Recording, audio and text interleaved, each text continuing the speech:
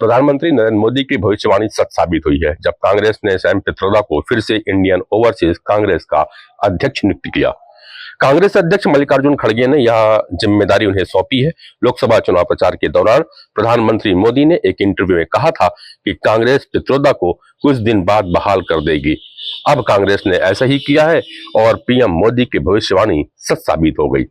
लोकसभा चुनाव के दौरान सैम पित्रोदा ने विवादित बयान दिया था जिसमें उन्होंने दक्षिण भारतीय लोगों की तुलना अफ्रीकी और पूर्वोत्तर भारतीय लोगों की तुलना चीनी लोगों से कर दी थी।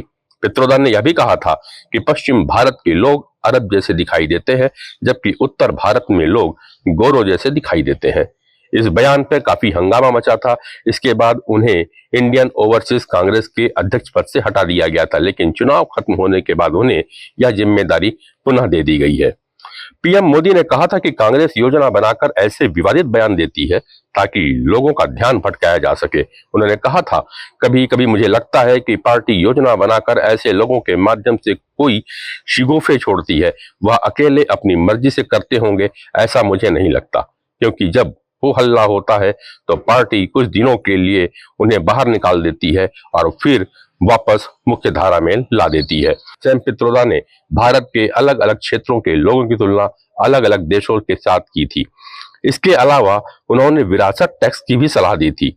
उन्होंने कहा था कि अमेरिका में ऐसा कानून है जिसमें कोई भी शख्स 45% संपत्ति अपने बच्चों को हस्तांतरित कर सकता है और 55% हिस्सा सरकार ले लेती है। उनका मानना था कि ऐसे नियम भारत में भी बनना चाहिए।